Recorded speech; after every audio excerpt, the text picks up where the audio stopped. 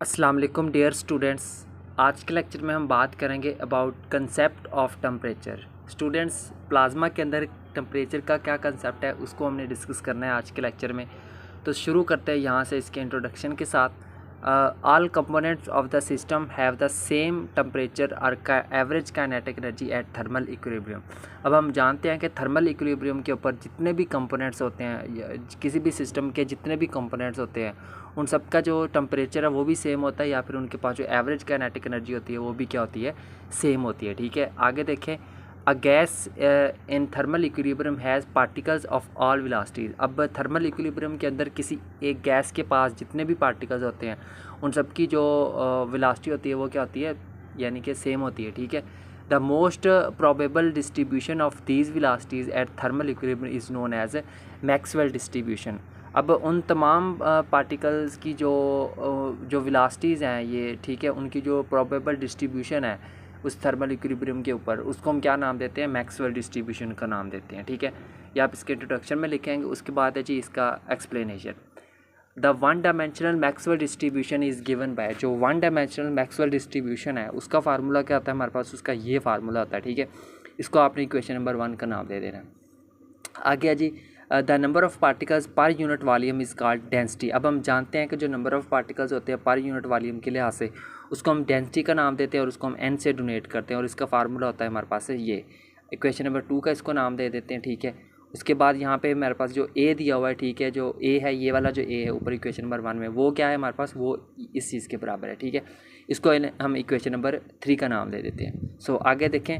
To see the exact meaning of temperature, अगर हमने temperature की जो एग्जैक्ट अगर हमने मीनिंग को डिस्कस करना हो इसमें, फिर क्या करें जी, compute the average kinetic energy of particles in Maxwell distribution as. तो उस मैक्सवेल डिस्ट्रीब्यूशन में हमने क्या कैलकुलेट करनी है, हमने कंप्यूट कर लेनी है एवरेज काइनेटिक एनर्जी उन पार्टिकल्स की।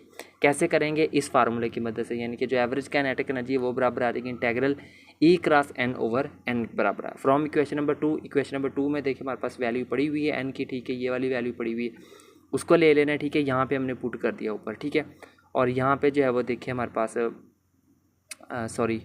उसके बाद यहाँ पे देखें, ठीक है, नीचे भी हमने इसकी वैल्यू को पुट कर दिया, और ई की जगह पे क्या आ गया जी, 1/2 mv² आ गया। ठीक है, काइनेटिक एनर्जी है।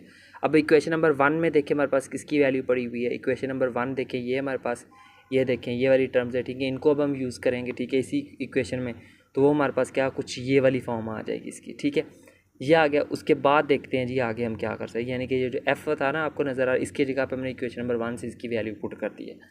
So use the following substitution to solve this integral. अब हम इस सब सब्स्टिट्यूशन को यूज़ करेंगे इंटेग्रल्स को सॉल्व करने के लिए। वो कौन सी सब्स्टिट्यूशन है जी, 1/2 mVth² को हम किसके इक्वल रख देना है, kBt के इक्वल हमने ले लेना है। ठीक है, तो ये वाली सब्स्टिट्यूशन हमने कर देनी है यहाँ पे, जहाँ पे भी आपको kBt नज़र आ रहा है उसकी जगह पे ये टर्म पुट कर देनी है। पुट करने के बाद हमारे पास जो इक्वेशन बनेगी वो कुछ ये वाली इक्वेशन आ जाएगी। ठीक है, सो यहाँ पे अब क्या करना है जी, v की जगह पे पुट कर देना है VTHY, और यहाँ पे सी का अगर हम डेरिवेटिव ले लें तो वो हमारे पास कुछ ये वाली फॉर्म बन जाएगी। ठीक है, तो यानी कि dv की जगह पे ये वैल्यू और v की जगह पे ये वैल्यू। अब इसी इक्वेशन के अंदर ये जो इक्वेशन है यहाँ पे सब्स्टिट्यूट करें। सब्स्टिट्यूट करने के बाद हमारे पास कौन सी इक्वेशन आ जाएगी, ये वाली इक्वेशन आ जाएगी। ठीक है, सो इसको मज़ीद थोड़ा सा यहाँ से सिंप्लीफाई करेंगे तो हमारे पास इक्वेशन नंबर 4 हमें मिल जाएगी। ठीक है, कुछ चीज़ें कैंसिल आउट होती है, उनको कैंसिल आउट कर देना बस।